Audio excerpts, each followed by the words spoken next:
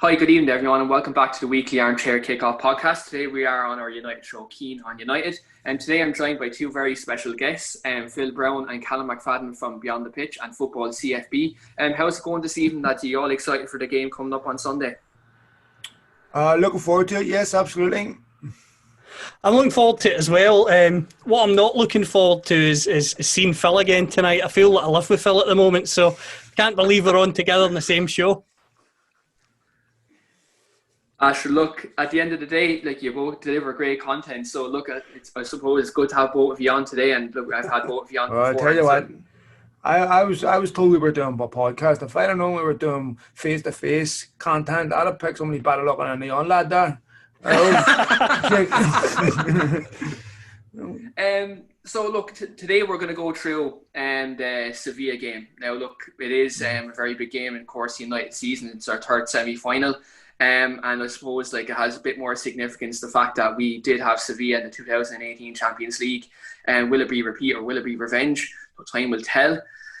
Before I delve into the game, though, I kind of want to get into one of the biggest stories of United summer so far. The Jadon Sancho transfer saga. Now, obviously, look, it's well noted. Many journalists and many news outlets are covering this story, and there seems to be kind of different stories coming out every day with the deals done, deals not done. And United were kind of briefing out to the media that we're not in for him, but then, other journalists are saying personal terms are agreed.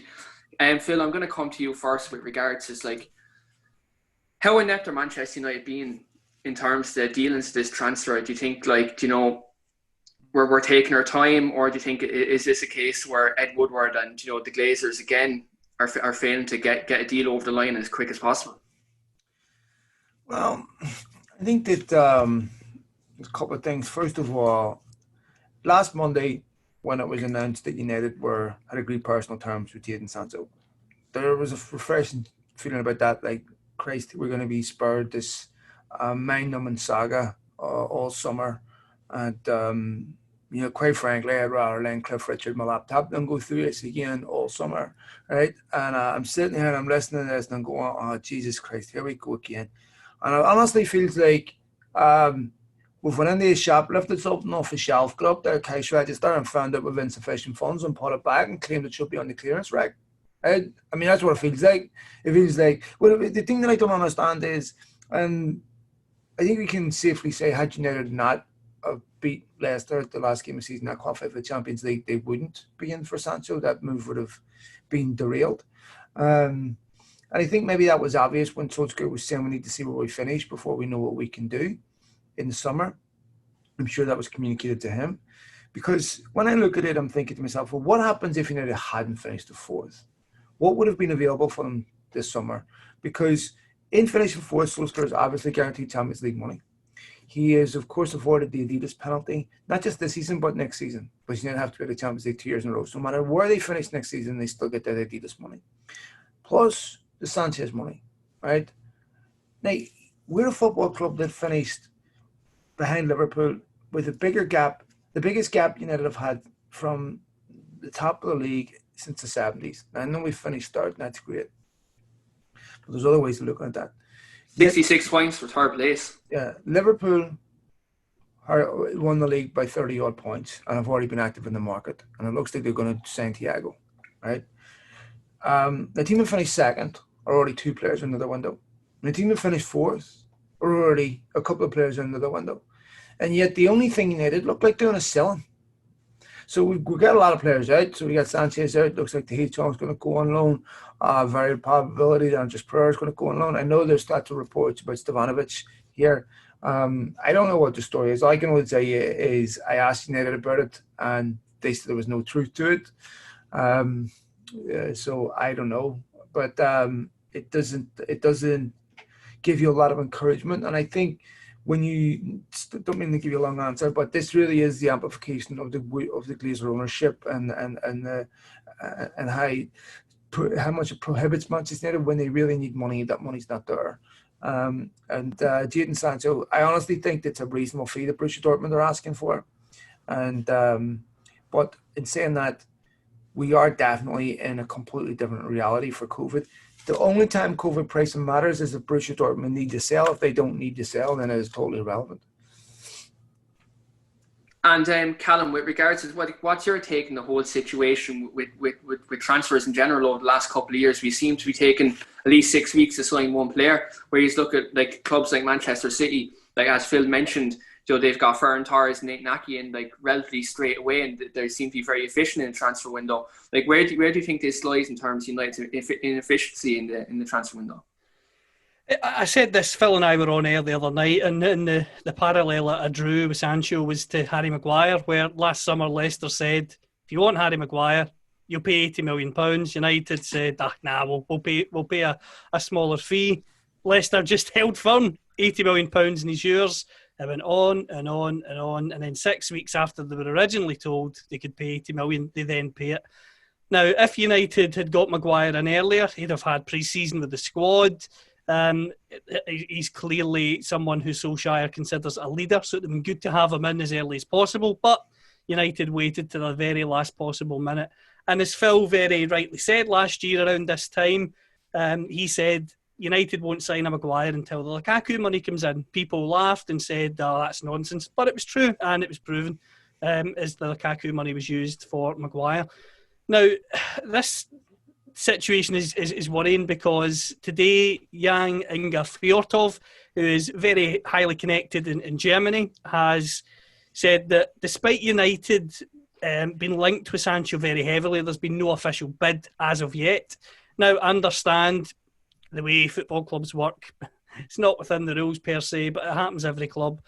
Personal terms will be agreed, and it's just a case for the clubs to iron out a fee. That's the way it tends to happen. Even though, as I say, it's not really the way it should happen, but that's the way it does. And for United to not even put a tester bid in is interesting, because Dortmund said that their deadline for selling Sancho was August the 10th. I personally think that's bluster. They did the same way Ousmane Dembele and said he will stay, he's not going anywhere, it's sorted now, and then 2 months later he moved on. So I do think it's bluster, but at the same time, it does surprise me that United didn't even test the water with that. Phil is right also that really when it comes to a transfer, the selling club's going to ask for a fee, the buying club has to decide whether to pay that, and crucially the player has to really be honest about where he wants to go. There's been a few reports in the media, I know again Jan mentioned this, Christian Falk mentioned this, that potentially United would like Sancho to say that he wants to leave Dortmund. Whether that's true, again, I don't know. But I think that's really asking for an awful lot, because although Sancho will be attracted to Manchester United, he has been very productive at Dortmund. And to be honest with you, if he comes out and puts in a transfer request as such, if the move doesn't happen because of cash flow, as Phil said, it puts him in a really awkward position. So if that's what United want for Sancho to do, I think they're barking up the wrong tree, because he personally has got too much to lose. Just on that, Callum, that's a really great point, because I was going to add that when you were done. It's a very risky strategy for Sancho. First of all, if he does that, there's a lot. Dortmund save a lot of money, right? If he asks for a move and the move happens, because obviously he's going to forsake loyalty bonuses and everything else. But it's also a very risky strategy, because you're really trusting United that they'll follow through on this and they'll pay up. And it wouldn't surprise me to see United do something like that, then walk away. You know, we've seen this with United. You can never trust anything. And so I know people talk about the Dembele situation and say that he moved a couple of months later. I think there's a couple of things that have to be taken into consideration. First of all, Barcelona paid massively above the odds to get Dembele to do that. So I'm sure if there's a soft deadline and United come back and offer significantly above Jadon Sancho's fee, Dortmund will move that deadline. But that's not going to happen.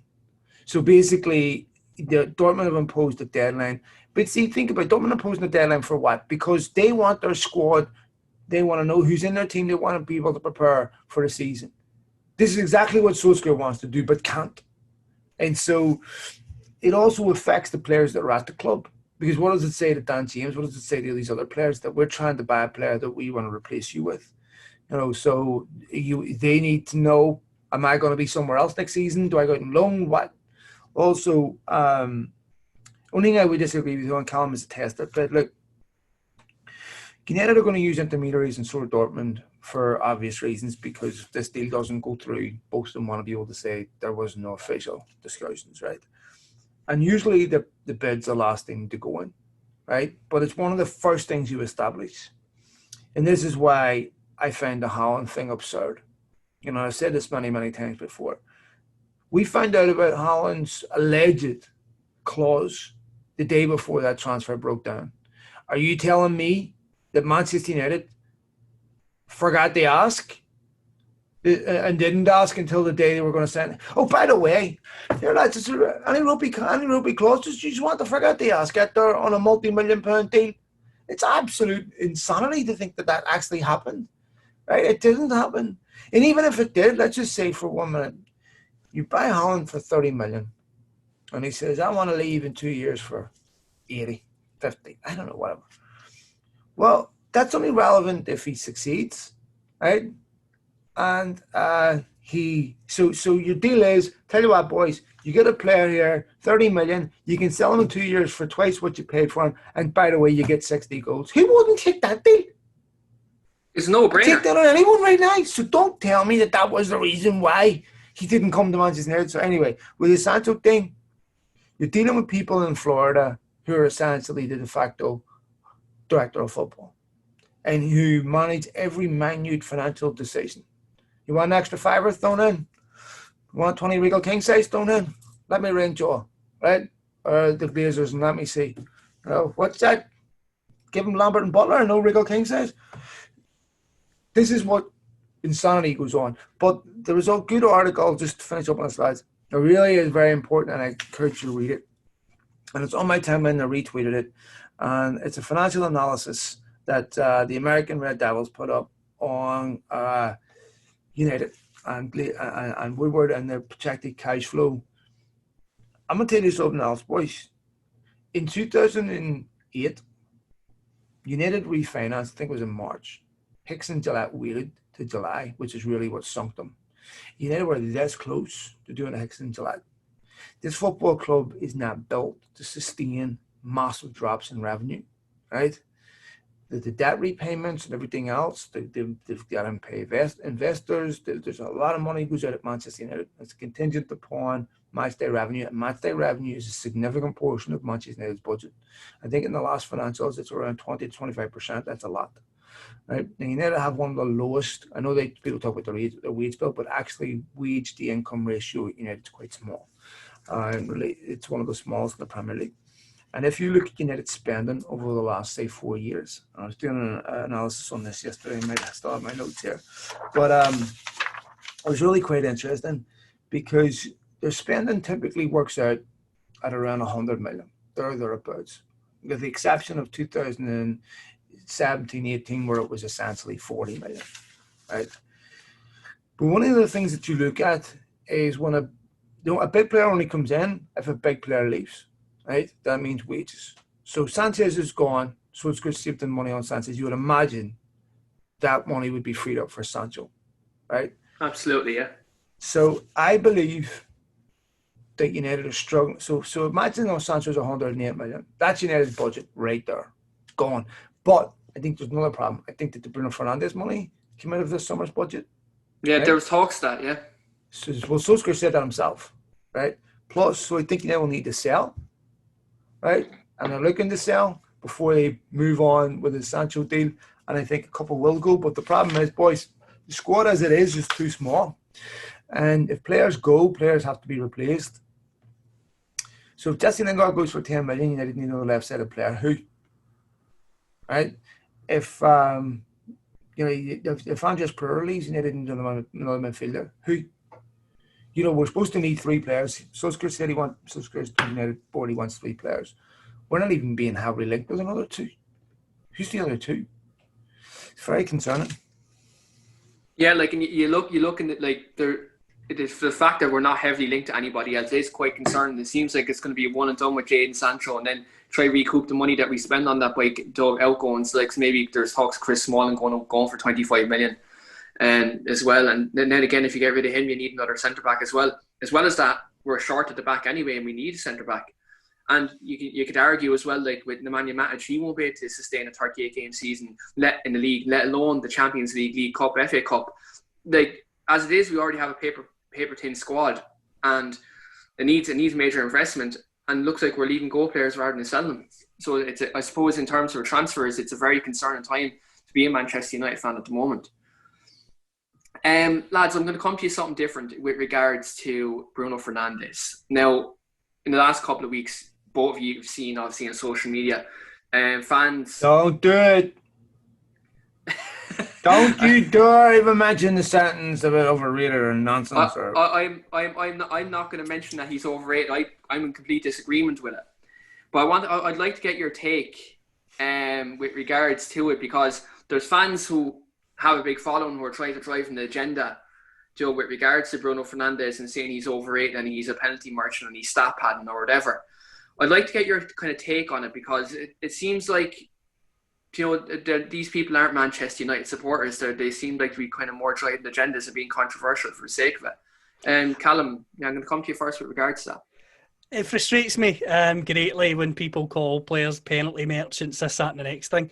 Alan Shearer scored 260 Premier League goals. He scored quite a few penalties. Do you think Alan Shearer goes, just chalk those other 40 off, lads? It's only 220. The penalties don't count. Of course he doesn't. Every single goal counts, whether it's 100 yards out or 1 yard out. And from the penalty spot as well, taking penalties is a skill. And Fernandes has been superb at that. And to quash the other argument that United are penalty merchants and they get gifted penalties, in this era where there's VAR, Stockley Park, etc., being used, you can't hide from these things. You look at the situation at Tottenham, where United got awarded a late penalty and it was taken off. So it can go for you or it can go against you.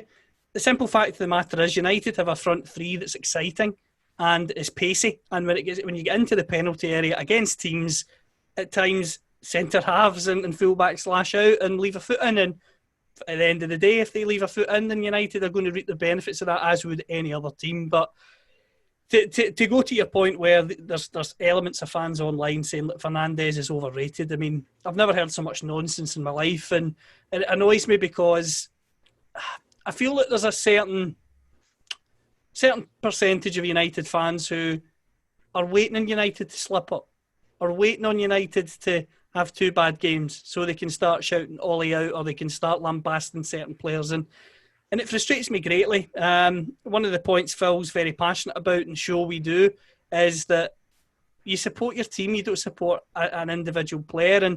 And so many people forget that. And when Fernandes came in and revolutionised the team, everyone was singing his praises, and these guys especially.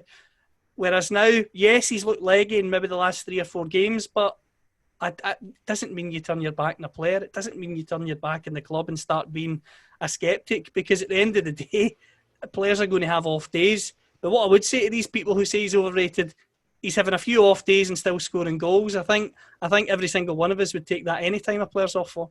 Any day of the week. Like, look, I suppose my take with it is, especially with the rival fans, these are fans who wish they had a player of Bruno Fernandes' quality at the club. Like, there's Tottenham fans, Arsenal fans, Liverpool fans, you name it. They're all very vocal on social media, and trying to, down Bruno Fernandes and say he's overrated and stuff like that. But I look at it, you look at the influence he's had since the end of January, since he's come in, like the assists he's got, his overall like leadership and his influence to the team can't be praised enough. Take away the penalties, regardless of that argument people have, he's been a fantastic player and he's revolutionised this Manchester United team, and he's helped like certain players with their confidence in the team.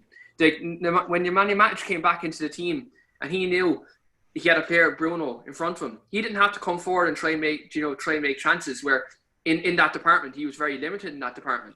Can I just make one more point in this as well, with Fernandes?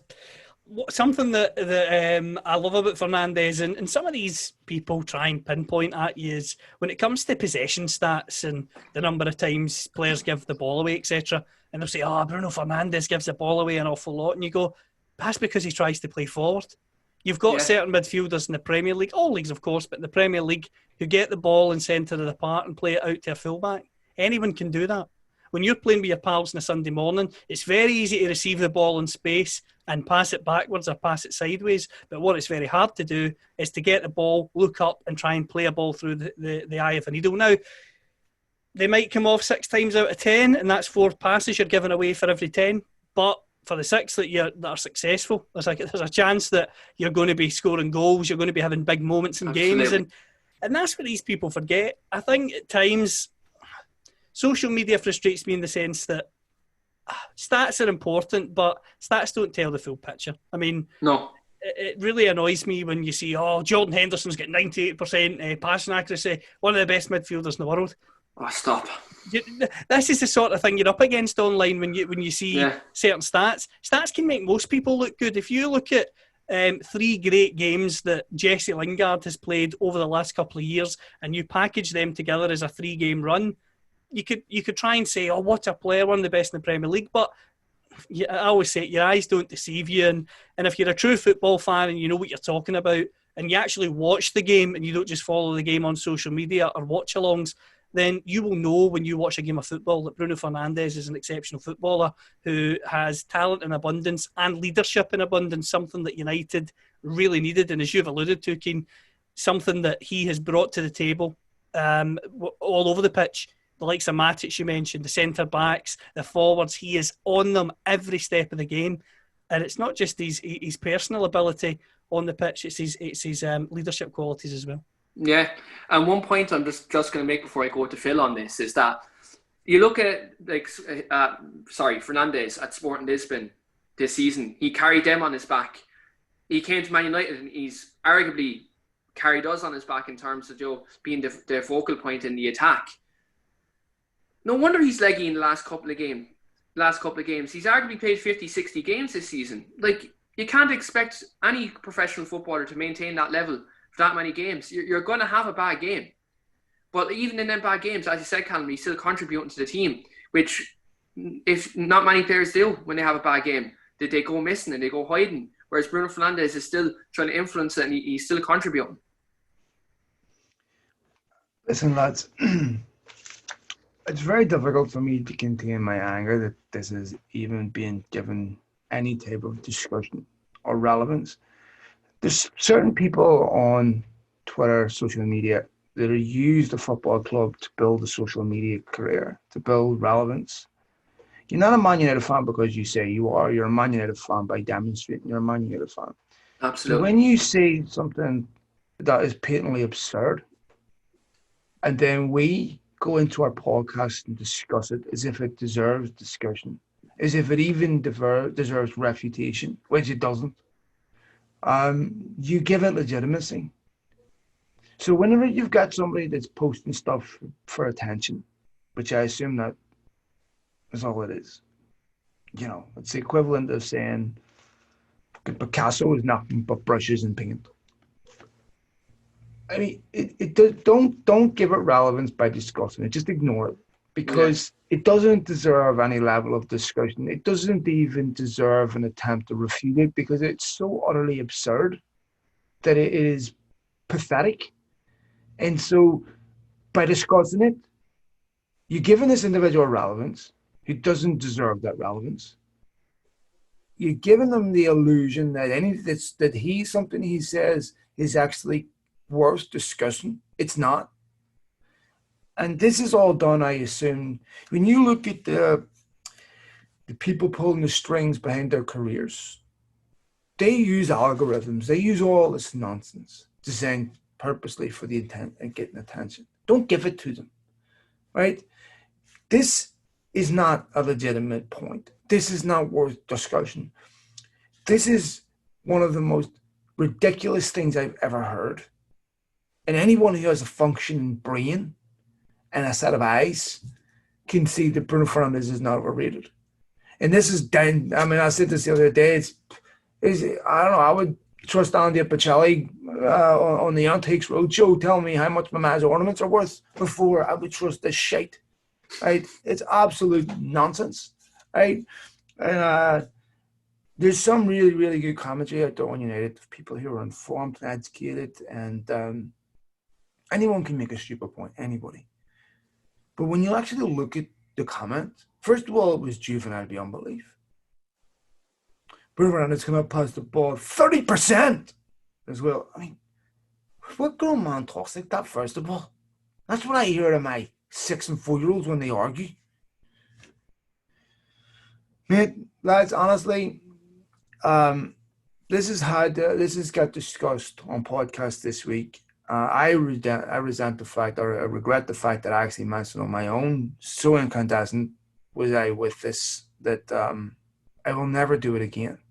And when you see something like this, don't feed it. Just ignore it, because it's utterly absurd and it means nothing. And by discussing it on podcast gives this individual relevance. This is someone who I am not convinced is a Manchester United supporter. It's someone that I'm convinced that uses Manchester United to build a career. Yeah, and look, there is fans out there who on social media just want to jump at the club and use the club as a platform.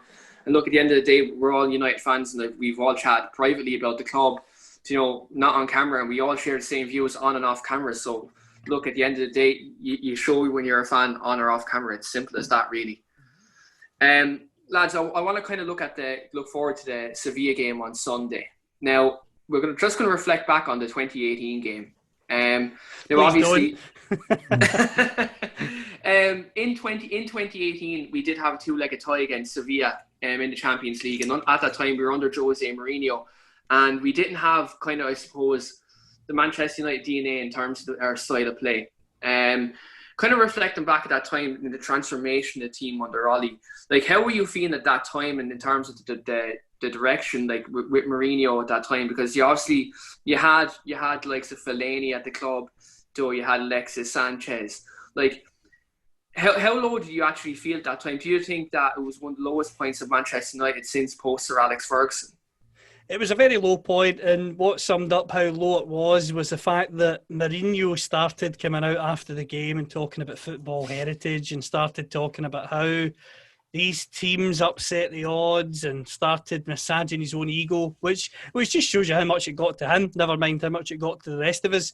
It was a very poor performance. It was flat. It epitomised Mourinho at United when it really truly mattered, when you really needed United to win a big game convincingly. They flattered to deceive, and unfortunately for Jose, that was what happened in those games, and he paid the consequences for it.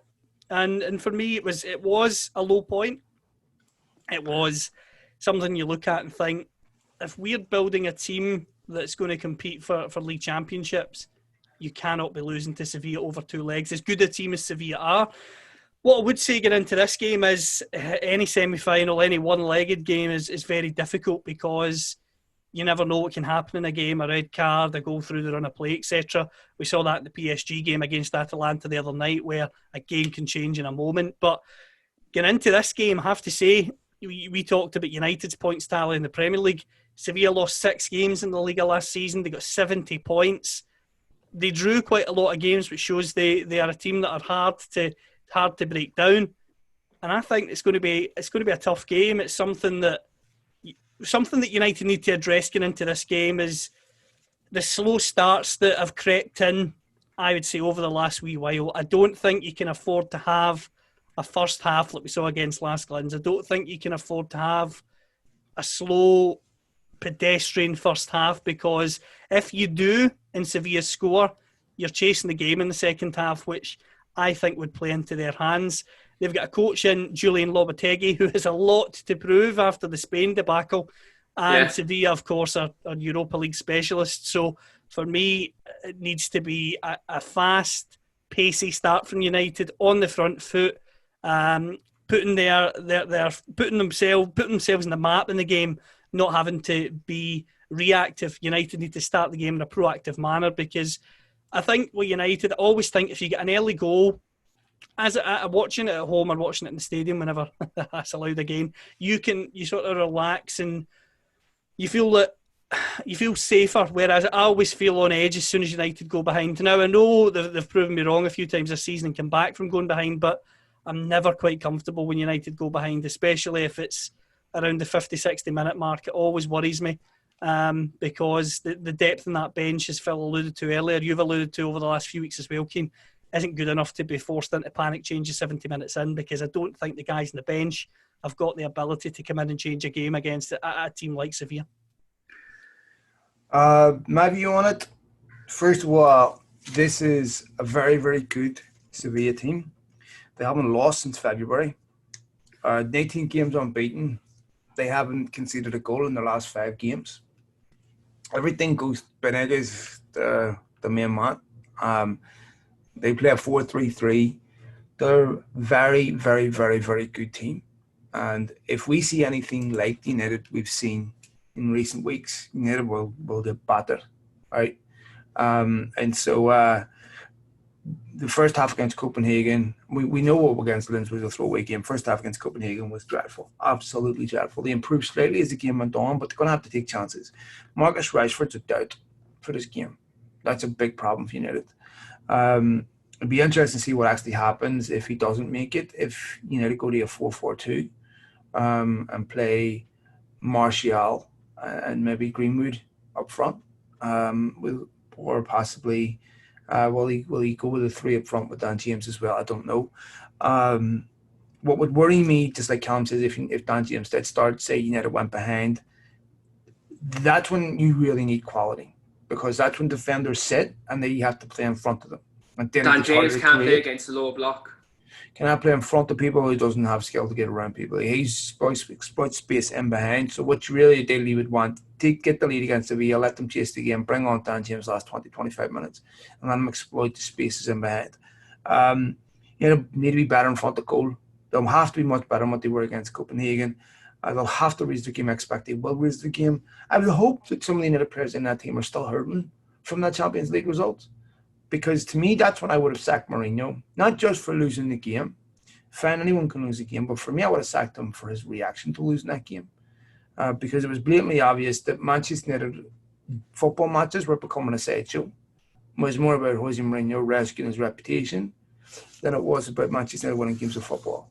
So it's a good Sevilla team. Like Callum said, they finished 4th on 70 points beside Atletico. United will have, and I'll tell you something, whoever gets through, I think Shakhtar is also a very, very dangerous team. They go to the final. They were comfortable. They beat Basel 4-1 easily. It's a very difficult game for United. And I think if you're going to go out of the Europa League, the time to go out of it was last week. Because then you can start the Premier League season on time. Now, United are not going to start the Premier League season on time. You might as well get to the final. Right, and This is really important for this team to win a trophy, to get confidence about how good they actually are.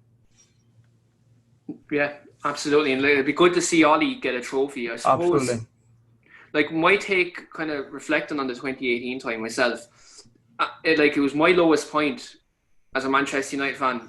Sir Alex Ferguson, post Sir Alex Ferguson, looking at the manner of the performance that we had.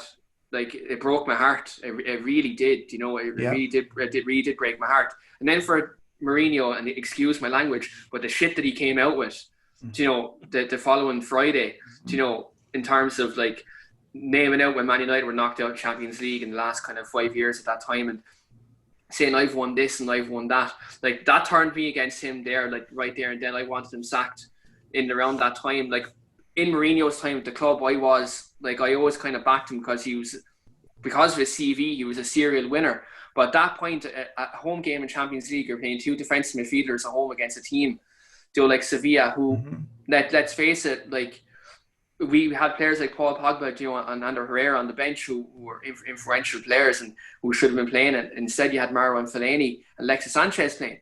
Like it was very, I suppose it really disillusioned me from the club, in that respect. But looking at this game now, like I wanted, when Wolves and Sevilla were playing the other day, I wanted Sevilla to get through. I want us to redeem ourselves. I want us to get revenge. Now, like that because of the manner of that defeat, I think we need to redeem ourselves, wipe it from our history. Like that, and it gets us to a final. It gets Ollie to get a chance to get his first trophy. Because one thing I just like to address is all these rival fans calling Ollie a PE teacher and all this nonsense and all this garbage. Ollie's done a fantastic job this season in terms of squad he's had. To get us into 3rd place when he was 14 points behind is nothing short of remarkable. And the fact of the matter is, he's proved in the big games that he can win. And in fact, it would be highlighted a bit more if we do get that trophy at the end of the season. Yeah, I'm sorry to cut in on this. See that comment that you just said there? That's brilliant personification of the problem, the PE teacher. Yeah. And we're hearing people screeching whose exposure to football is not more than FIFA. Yeah. Saying the coach, the Solskjaer, doesn't know how to do this and doesn't do that. Solskjaer knows more about football than any of these idiots will ever know. Right? This is a guy that's played football at the very highest level for 15 years. Coached so what he was sacked at Cardiff. And when I listen to these idiots, see, the thing is, it's exactly the same issue with Bruno Fernandes. When you don't know what you're looking at, you can't tell good from bad. Okay? So when you get these lads, no disrespect, everyone's entitled to their view. And we all got angry. But it was blatantly obvious what United's problems were. Right? And Solskjaer's not blameless. But you see the little arseholes, but they're calling Solskjaer a PE teacher because he's not Pep Guardiola. Honestly, man, I if this is what the new generation of fan is, God help us. Because everything is condensed into... And one of the things that's incredible is when you look at these people, they are in love with themselves, right? So you see their videos everywhere. Then 3 months later, when you had to win games again, I'm gonna name check a lot here, right? But he's just one example. This Saeed lad, right? And he was interviewed after Newcastle, was it? I think it might have been. And I must admit, I thought it was about 3.5 minutes of saying blood and bruv. But I think there was some other words in there occasionally about Solskjaer being a PE teacher, yeah, blood bruv, yeah. He's PE teacher, yeah, blood bruv, yeah. PE teacher, yeah, blood bruv, yeah. Okay. I'm finished. Apparently, Saeed has had it and he's finished. Well, that's great news. Or ecstatic. Hopefully Saeed is finished, because quite frankly, when the lad appears on my timeline and looking at him, I'm like, I know we don't all agree on stuff, and that's fine. Sometimes I disagree with myself, the voices in my head. But I have never heard such absolute bullshit in all my life, of just repetitive bullshit that is all about emotion and no thought, no logic, no depth. And going, look, mate, not everything is a video game, okay? And Solskjaer apparently now, after getting United third, is back to being the right guy for the job that they always said. There was a wonderful video when he was saying about a month ago about how great Solskjaer was. He was right man for the job after Leicester. And somebody juxtaposed that with a video that he did a couple of months earlier, which couldn't possibly have been more. Yeah, I've seen that surface, yeah. Yeah. Now, anybody's entitled to change their mind. We all do, right? With evidence, people change their minds as life. If you go back far enough, you'll find I believe Batman was going to save the world, right? And I got quite new evidence when I was 5, 6, and 7. I stopped believing that. But this is what I'm talking about, people building social media careers off the back of, I'm going to sit back and wait to see what everybody else is saying, and then I'm going to say that, right? And you can criticize Solskjaer. There's lots of there's reasons why you could. But I just can't find anything in that analysis that is actually worth even discussing, because it's like, when you don't know what you're looking at, you don't even know why he deserves criticism. And this nonsense, it's United's a massive fan base, so you get lots of different views. Everyone's entitled to them, and they're entitled to think whatever they think of me and loathe me, and I don't care. But and there's lots of people out there do really good stuff and good commentary. But mate, I just have nothing but contempt for this, and I just find it utterly absurd. And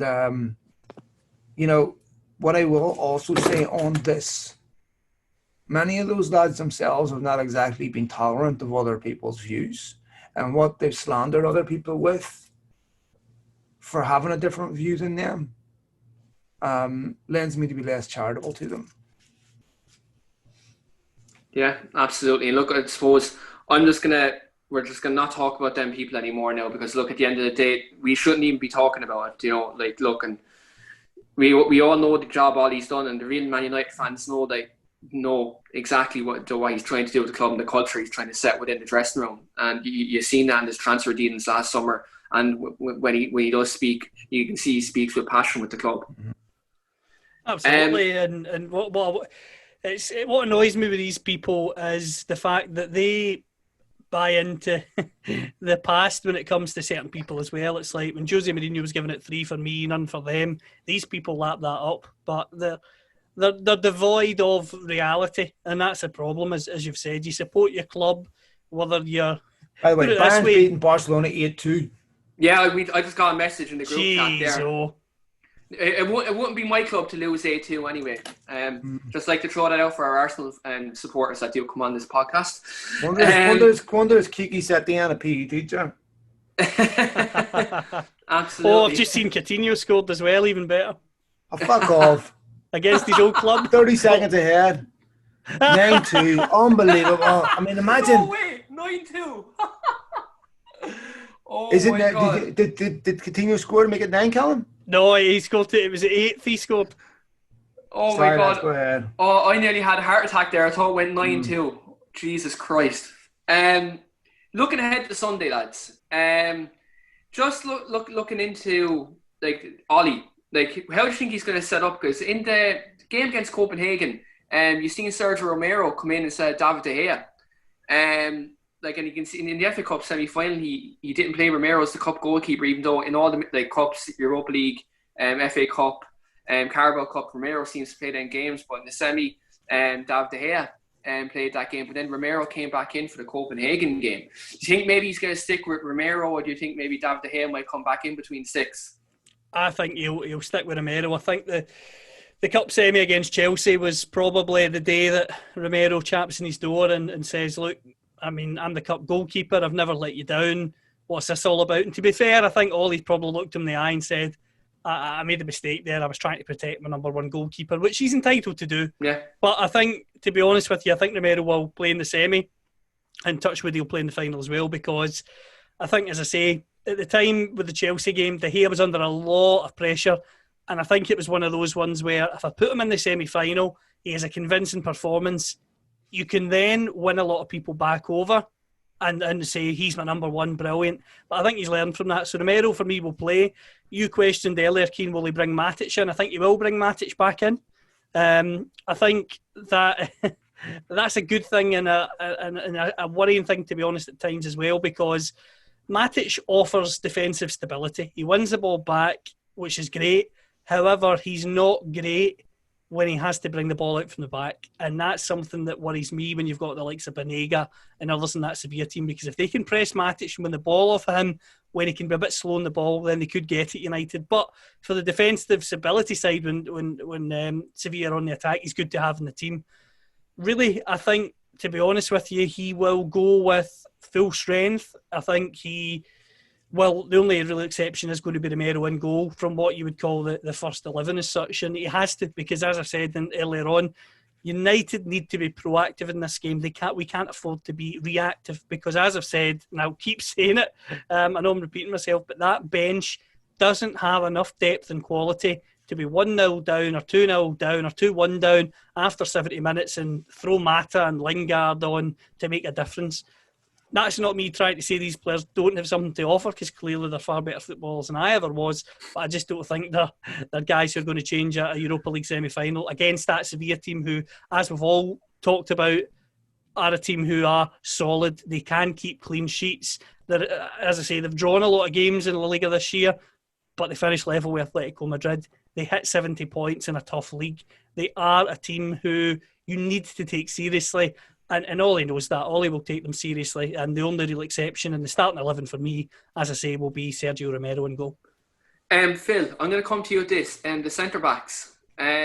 like as Callum kind of alluded to there, if the Man match plays and he kind of to his lackadaisical on the ball, he could lose it, and we could get caught in the break. Would you maybe go with Eric Bailly as centre half, or would you slot Lindelof back in? Interesting, because I think what we know that Solskjaer knows what his strongest nine is. Maybe I think there's one or two positions he's not sure about. Who the best centre back pairing is with Bailly. Bailly is quicker than Lindelof, but he's rash, right? So the question with Bailly is the same question for me with around Chris Smalling, for example. Can you trust him to keep his head in the game, right? So I think of Bailly and I'm thinking, if he does something right in a game, he gets sent off. That is monumental. You can't have that. And I don't know if Solskjaer trusts him enough. But what was really interesting is that Copenhagen game was the most important game of United's season, right? I know Leicester and all that there, but now they've got nothing else to play for. Now they've got one chance of winning the trophy. If he didn't have it out against Copenhagen, there'd be no excuse for that, because this is not a team that has won 6 and 7 trophies where they can relegate this one to being unimportant. This is an important trophy, and United haven't won enough to start saying, well, that's not really important to us. So Solskjaer was interested that he picked Romero, because if you're David De Gea, you want to play, right? I mean, you're not being rested for a Euros, you're not being rested for a World Cup. When you're out there training with the team anyway, you want to play. So David De Gea will want to play on Sunday. If David De Gea doesn't play on Sunday, I think that is a massive message to what will happen next season, whether Solskjaer starts with Dean Henderson or not, and whether Solskjaer starts to believe that it's time for David De Gea to move on. I think, because at the end of the day, Solskjaer kind of doesn't want to lose another semi-final. It's a massive game. Every decision he has to get right. He's not going to pick what we see on Sunday, what will be Solskjaer's belief that is United's strongest team. Yeah. He's not going to play anyone that he doesn't think it should. I agree with Callum. I think Matic will come back in. But when you look at United, lads, their weaknesses are obvious. They're the same every week, right? They can't play it from the back, so you press them high. Matic, being the link man from the defence to the midfield, gives the ball away a lot, right? But when you play two high players like Pogba and Fernandes, you have to sacrifice that and have a defensive type player in there, right? Fred played against Copenhagen because I think Solskjaer believes he's better picking the ball up and starting attacks. I don't think they'll do that against Sevilla, because I think they'll have to be much more mindful of the attack. So I think Matic will play, given that Pogba and Fernandes are the more attacking midfielders. Obviously, we talked about what will happen with Rashford. We don't know, but if he's fit, he starts. So for me, the only two question marks are who partners Maguire and who the goalkeeper. But I actually disagree and think De Gea will start. And Romero hasn't really done all that wrong, but I think given that we're at a semi-final, it's a must-win game. I still think Solskjaer rates De Gea higher than Romero. Yeah, it'll be interesting to see now. I'm very interested to see what he goes with in terms of the goalkeeping situation, because it will tell a lot in terms, as you said, Phil, like next season, it will tell a story. Because if De Gea is dropped, you're probably he's probably thinking like, what happens when Dean Henderson comes back in? Does Ollie trust me? Like he'll have them question marks in his head, and his confidence, towards the back end of the season, seems to be shot. So it'd be interesting to see kind of what Ollie goes with on Sunday. Callum, I'm going to come to you first with the score prediction for Sunday. How do you think it's going to go down? I'm going to go 2-1 United. I think with the strongest 11, I think a good start. As Phil has said earlier, we've all said United can't afford a lethargic first half against this Sevilla side. But for me, if they start the first half well, I have faith they'll win the game. But as I say, I see Sevilla scoring because, as I say, they're no mugs, and they are a team who will cause United problems. And regardless of who's in goal, I do think the United defence, particularly the centre-backs, there is no perfect partnership there for me yet, will definitely concede chances. So I do think United will win, but I do think Sevilla will score. So 2-1 for me. Phil, how are you feeling? How do you think it's going to go down? I think United will win it. My heart is obviously ruling my head. I think that'll probably suit United playing against a better team, Sevilla. They'll have more space imperative United to impose themselves. But this is where we find a lot out about our players, lads, because a bad team doesn't beat Sevilla. You have to be a good team. Sevilla is an amazing team in this competition. If you're going to beat Sevilla in the semi-final, you have to be good. What we've seen with United players is mixed results in big games. They had this fantastic turnaround for the second half of the season, but we really didn't have pressure until the end, because even when we had this massive turnaround, it was still unlikely they were going to get top four. Then they had pressure in the FA Cup semi-finals. Solskjaer made a complete mess of this, and this is another reason why I think he'll play De Gea, because he got the team selection wrong in the FA Cup semi-final, no question. If he gets the team selection wrong in the Europa Cup semi-final and plays players that are considered reserve players and United lose, then he deserves to be heavily criticised for that, because there's no justification for picking another weakened team in another semi-final. I still think they should have picked the strongest team in the FA Cup final and probably would have beat Chelsea. So I think Sevilla is a very good team. When you pay 90 million for a player like Pogba, you pay for him to show up in these games, not the Norwich games, not the Brighton games or the Bournemouth games. These games, these are the ones where world-class players show why they're world-class players. This is the game where you show why you're a £90 million player. Paul Pogba hasn't done that yet. Paul Pogba has been poor since we came back from lockdown. So is Marcus Rashford. Pogba, last goal I believe was against Villa away. Yeah, Villa away. When the third goal I believe it was from the corner.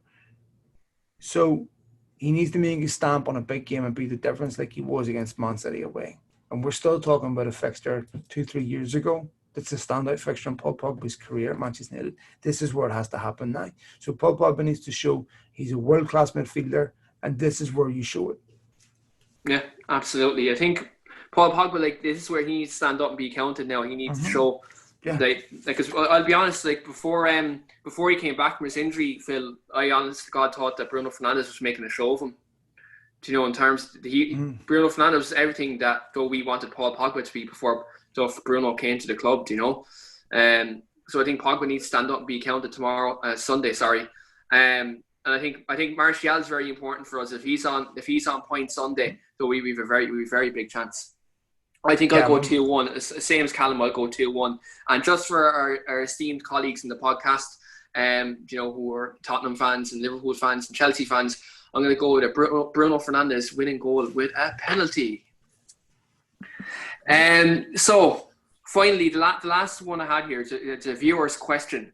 So at the end of every podcast, we do now have viewers' questions. So I got asked today to pick the best Premier League 11, excluding the top 6 players. So I don't know what you have, lads, but I went with a lineup like this.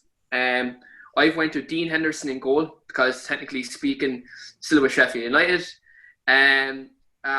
Irish right back Matt Doherty at right back. I've went with John Egan and from Sheffield United centre back with Willie Bolly. And I didn't want to see him too biased, so I was going to put Enda Stevens in from Sheffield United at left back, but people say I'm always saying that because he's Irish. So I went with Luca Digne at left back from Everton. My 2 sitting midfielders are again standout midfielders for Wolves this year, Ruben Neves and Jerome Matinho. I've went with Adama Traore from Wolves at right wing, and I've went with Pierre-Emerick Aubameyang on the left flank. My number 10 is Jack Grealish, and up front I have Danny Ings from Southampton. So that'd be my kind of team this season, excluding kind of the top 6 players. Would you have anything different than that in terms of if you had the best players outside the top 6? I have to go ahead, Callum. What do you got? I have to totally disagree with you, Keane, because I've actually picked a very special team, Keane. It's the Arsenal team. I'm just going to give them a shout out. They are a massive football club. They finished 8th this season, which is a phenomenal achievement.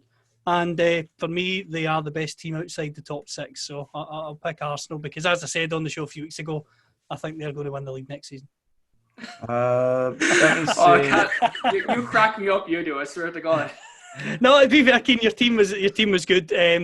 if I was to go through mine very quickly, I'd have Patricio in goal.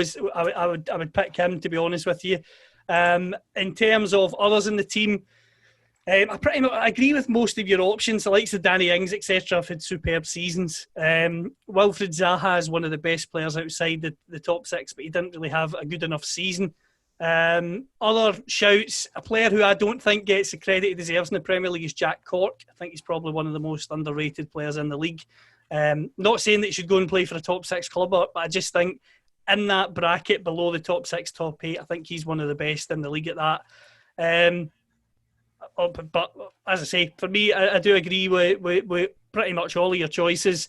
As I say, the goalkeeping situation, I think it between Henderson, Patricio, and I think you could argue for Nick Pope as well. I think he's the good season. Yeah, I forgot him. Actually, I forgot about him. He's actually been great this year. If we're picking a worst team of the season, can I just put Jordan Pickford in, the most overrated goalkeeper I have seen in a long time? I think we can all agree on that. Yeah, I'm not a massive fan of his. So I forgot to do this, but I've been putting it together as we speak. So trying to think who my right back would be. The one, by the way, for me, on that worst right back situation, quite one of the worst right backs, and I'll never understand how he's still playing professional football for me, is Serge Aurier. Serge Aurier is absolute garbage. And every single week, that lad makes a blunder and mistake. I mean, it's truly astonishing that I'm looking at him going, how is he playing professional football? Absolutely unbelievable. So what I was thinking, so I need one other player. I need a right back. I'm trying to think who would be the best right back outside the top six. Let me see. It's the only position I'm missing. It was hard enough little team to pick. I was let me see. All right, I'll give you my best 10. How about that? Yeah, best 10. Yeah, I'll take that. All right. So Dean Henderson, Jamal Lewis, Ben Godfrey. Oh, wait a minute. Wait. Hang on a second there. Keane, does Phil realise it's a best outside the top six and not the worst? He's picking all the relegated players. Jamal Lewis is a very, very good young player. He's a good left back. Yeah, he's very good. So okay, I've got my team complete. Right.